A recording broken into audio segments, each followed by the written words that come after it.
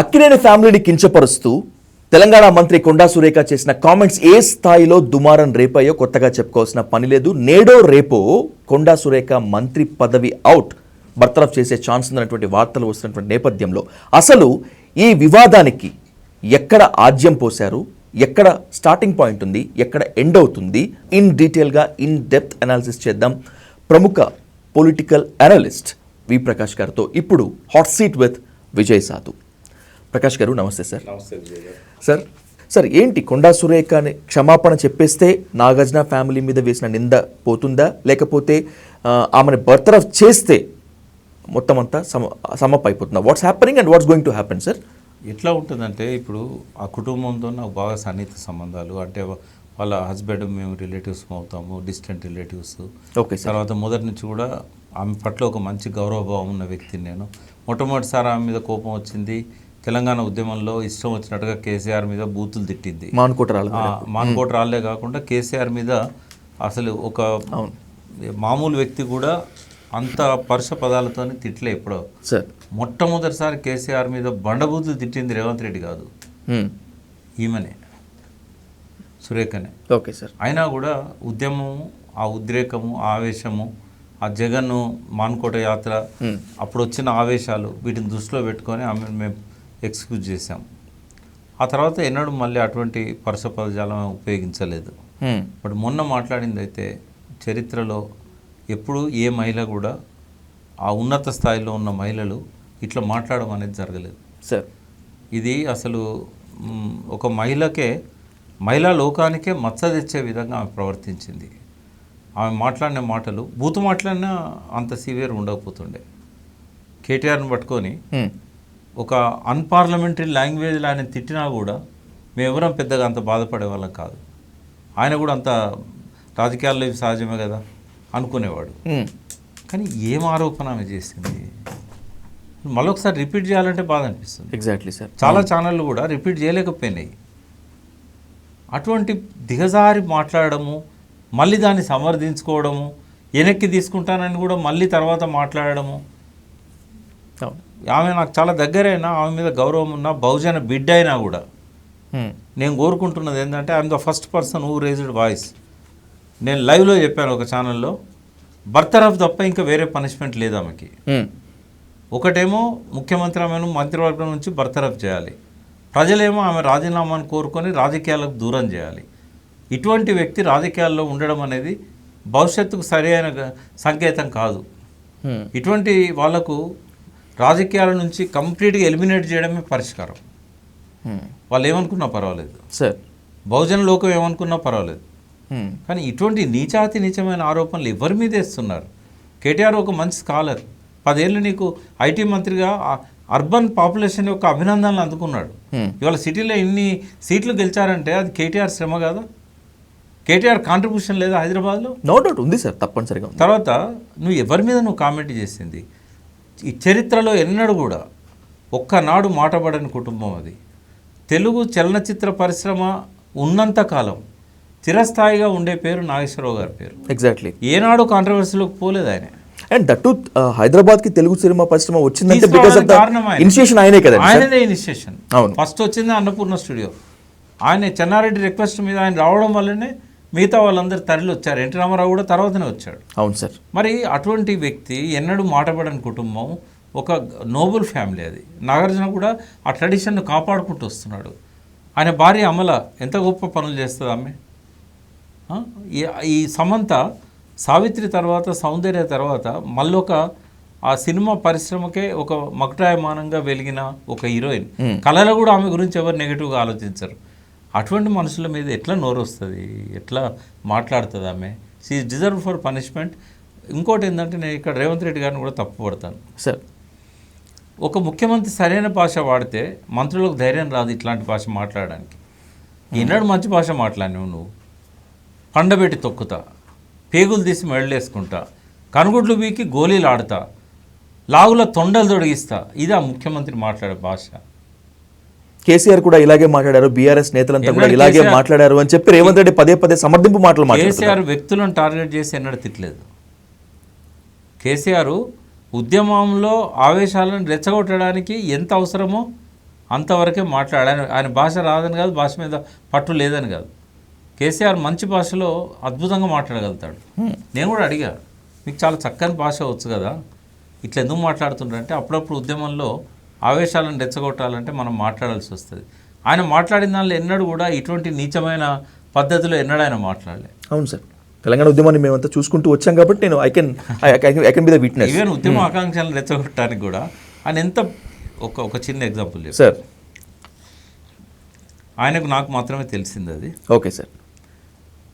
జితేందర్ రెడ్డి గారిది మోయినాబాద్ యువతల అజీజ్ నగర్లో ఒక మామిడి తోట ఉంటుంది. Okay sir. ఫామ్ హౌస్ ఉంది.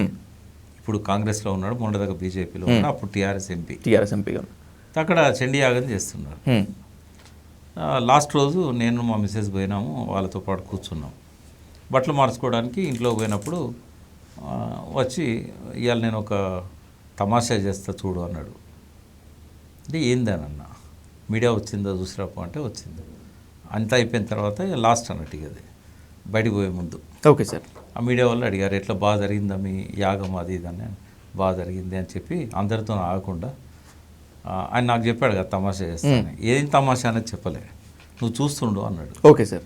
ఆ తర్వాత 10 నిమిషాలకే మీడియా వాళ్ళు వచ్చారని చెప్పినాక పోయి కూర్చొని బాగా జరిగిందా అన్నప్పుడు బాగా జరిగింది. మా తెలంగాణ బ్రాహ్మణులకేమో నిష్ఠ ఎక్కువ, ఆంధ్ర బ్రాహ్మణులకు ఆడంబరాలు ఎక్కువ అన్నాడు. ఏ బూత్ లేదు కదన్నా. లేదా సార్, కరెక్టే, నాకు కరెక్టే. అవును.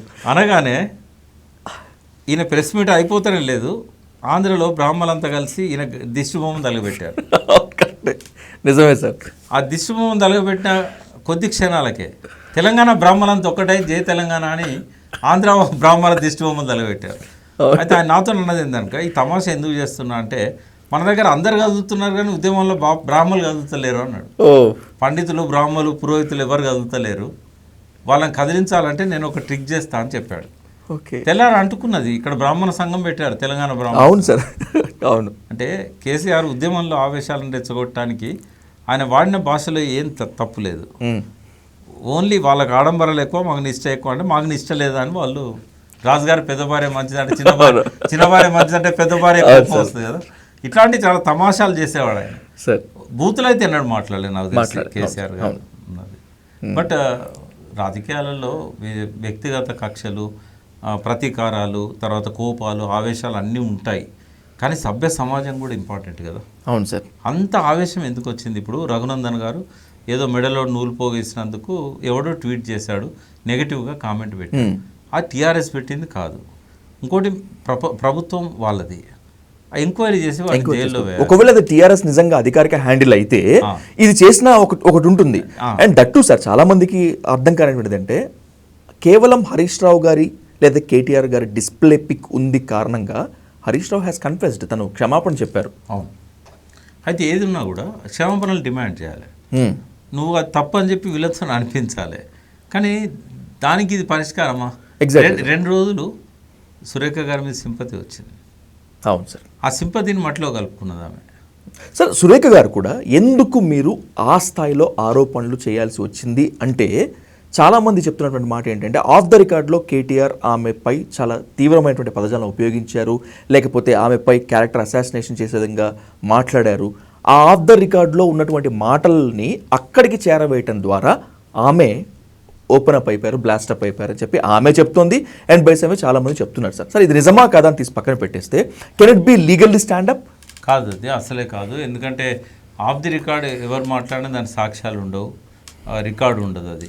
రెండవది ఏంటంటే, కేటీఆర్ అట్లా దిగజారి మాట్లాడే మనిషి కాదు. వాస్తవంగా చెప్పాలంటే ఆయన బూతులు కూడా రావు. నేను ఎప్పుడు చిన్నప్పటి నుంచి చూస్తున్నాను ఆయన్ని. 2006లో అంకుల్ అని మాతో తిరిగేవాడు. ఆ రోజు నుంచి ఈ రోజు వరకు కూడా ఆయన బూతులు మాట్లాడినట్టయితే నాకు ఇంగ్లీష్లో కానీ తెలుగులో కానీ బూతులు మాట్లాడినట్టు నా నోటీస్లోకి రాలేదు.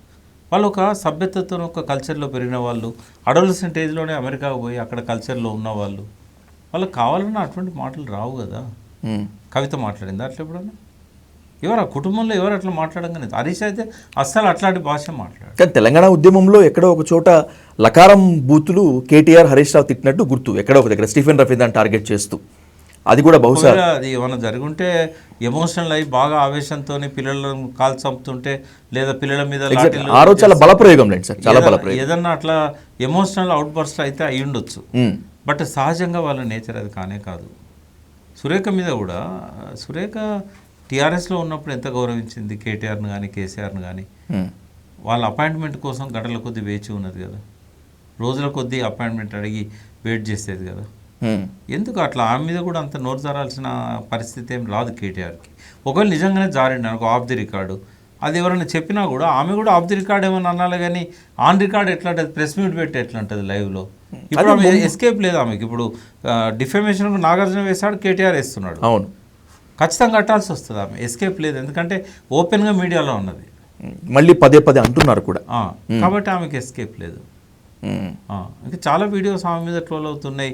ఆమె ఎవరిని బూతులు తిట్టినట్టుగా వాళ్ళ రిలేషన్లో. అవును సార్, ఇటువంటివన్నీ తీసేయాలి. ఇప్పుడు ప్రభుత్వం కూడా చోద్యం చూస్తూ ఉన్నది. అవసరమా అవన్నీ? తెలవంగానే అవి రిపోర్ట్ చేసి యూట్యూబ్ నుంచి తొలగించవచ్చు కదా. ఒక 7 రిపోర్ట్ చేస్తే వీడియో పోతుంది. అవును సార్, నా మీద కూడా ఒక ఆయన పిచ్చి పిచ్చిగా ఒక సినిమా డైరెక్టర్ ఉండే, ఏదో పిచ్చి పిచ్చిగా వాగితే నేను 7 రిపోర్ట్ చేయించాను, ఆ వీడియో పోయింది. ఓకే, మళ్ళీ రాదు ఇక యూట్యూబ్. కాబట్టి అటువంటి ఫెసిలిటీ ఉంది, నిన్నటి నుంచి నడుస్తూనే ఉంది. దాన్ని కాపీ చేసి ఇంకో 20 ఛానళ్ళు దాన్ని వాడుకుంటున్నాయి. మంత్రిగా ఉండి ఆమె కనీసం ఆ మాత్రం కూడా పోలీసుల ద్వారా సైబర్ క్రైమ్ ద్వారా ఏదో బై మిస్టేక్ నేను మాట్లాడుంటా తీసేయండి అని చెప్పాలి కదా. ఎగ్జాక్ట్లీ. ఏం వీళ్ళకి అసలు ఏం ఆలోచిస్తుండ్రో అర్థం కాదు. బట్ ఏది ఏమైనా రేవంత్ రెడ్డి ఫస్ట్ ఆ భాష మాట్లాడడం ఆపాలి. Okay sir. రెండవది ఆయన హెడ్ ఆఫ్ ది క్యాబినెట్ కాబట్టి సురేఖ మాట్లాడిన దానికి ఆయన క్షమాపణలు చెప్పాలి. దీని తీవ్రత తగ్గించాలంటే కొండా సురేఖ గారికి నా విజ్ఞప్తి ఏంటంటే, పర్సనల్గా ఎవరి మీదనైతే నోరు జారావో ఆ 2 హీరోయిన్లు వాళ్ళ దగ్గర పర్సనల్గా పోయి క్షమాపణలు చెప్పు. పర్సనల్గా పోయి క్షమాపణలు చెప్పు. అక్కినేని కుటుంబం దగ్గర పోయి క్షమాపణలు చెప్పు. నేను నా మనస్తత్వం బాగాలేకనో మనసు బాగాలేకనో నేను అవుట్ బర్స్ట్ అయినా నాకు క్షమించండి అని చెప్పి పర్సనల్గా వాళ్ళ దగ్గర పోయి వేడుకోవాలి. అప్పటికి కొంచెం అందరి లోపల కూడా ఈమె పట్ల ఒక సాఫ్ట్ నేచర్ వస్తుంది, వాళ్ళకు కూడా కోపం కొంచెం తగ్గుతుంది. లీగల్ ప్రాసెస్ ఆమె ఫేస్ చేయాల్సిందే. ఒకవేళ డిఫమేషన్ అట్లే ఉన్నట్టయితే ఫేస్ చేయాల్సిందే. తర్వాత నాగార్జున యాక్షన్ తీసుకుంటారా వెనక్కి తీసుకుంటారా అది వాళ్ళ వ్యక్తిగత. ఆయన ఎన్ కన్వెన్షన్ ఊరగొడితేనే ఆయన యాక్షన్ తీసుకోలేదు. ఆయనకేమి డబ్బులకు ఇబ్బంది లేదు కదా. ఈ డిఫమేషన్ మీద ఈమె కట్టే డబ్బుల కోసం చూస్తాడు నాగార్జున. ఇంటికి పోయి క్షమాపణలు చెప్తే ఆ కేసు విత్డ్రా చేసుకుంటాడు. అండ్ దట్టు ఈమె ఇంత డెరాగేటరీ కామెంట్ చేసినటువంటి తర్వాత నాగార్జున వాళ్ళ చిన్నబ్బాయి కాస్త హార్ష్గా మాట్లాడాడేమో, కానీ మిగతా వాళ్ళందరూ కూడా అమలా కావచ్చు, నాగార్జున గారు కావచ్చు, లేకపోతే ఇంకెవరైనా కూడా సార్ ఆ కుటుంబానికి సంబంధించి చాలా గౌరవంగానే స్పందించారు. ట్వీట్లో కానీ బయట కానీ ఎక్కడైనా గౌరవనీయులైన ఎగ్జాక్ట్లీ మంత్రి గారికి అని నాగార్జున ట్వీట్.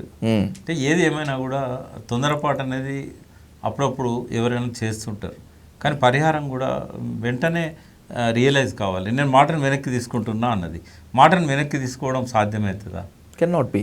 ఇప్పుడు కాగితాలు చింపేయచ్చు, ఎక్కడ ట్విట్టర్లో పెడితే డిలీట్ చేయొచ్చు, కానీ మాట్లాడింది మీడియాలో కోట్ల మందికి వెళ్ళిపోయింది, అది రిపీటెడ్గా పోతా ఉంది. క్షమాపణలు చెప్పినా కూడా ఉండదు, వెనక్కి తీసుకోలేం కదండి సార్. అవును, కాబట్టి ఆ క్షమాపణలు చెప్తూ ఆమె ఆ పొరపాటును ఆమె వాళ్ళ దగ్గర పోయి వ్యక్తం చేసినట్టయితే కొంత హుందాతనం అనిపించుకుంటుంది. ఆమె తప్పు చేసింది అనేది ఉన్నా కూడా ఆ తప్పును సవరించుకునే ప్రయత్నం సిన్సియర్గా చేసింది అనేది ఒక మెసేజ్ పోతుంది.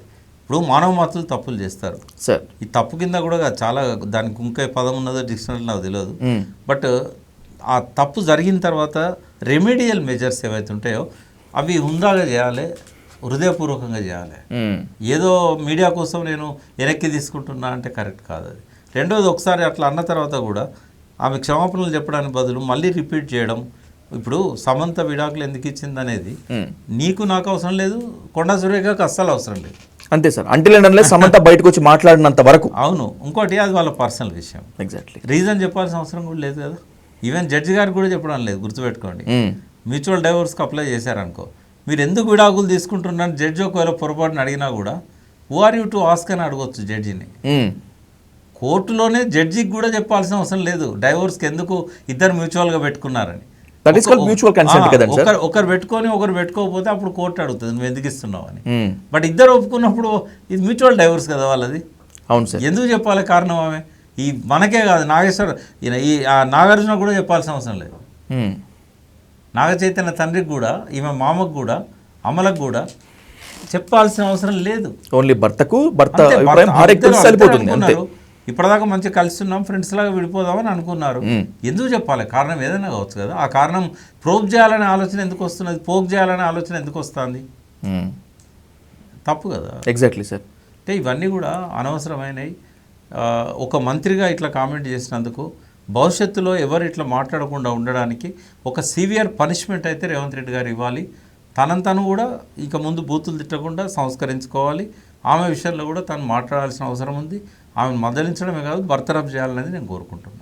Right sir. పాలిటిక్స్ అంతా కూడా చాలా నీట్గా ఉండాలి, పొలిటీషియన్స్ మొత్తం అంతా కూడా ఒక గైడ్, ఒక టార్చ్ బేరర్ లాగా ఉండాలి అనుకుంటున్నటువంటి ఈ రోజుల్లో, ఉండాలని చెప్పి డిమాండ్ వస్తున్నటువంటి ఈ రోజుల్లో కొండా సురేఖ ఎపిసోడ్ కాస్త ఇబ్బందికరమైనటువంటి పరిస్థితి అయినప్పటికీ కూడా మీలాంటి వాళ్ళ సలహాలు సూచనలు తీసుకుని వాళ్ళ ముందుకు వెళ్ళాలి. డైల్ న్యూస్ ద్వారా మీ అందరికీ ఇచ్చినందుకు thank you so much Prakash గారు. Thank you sir.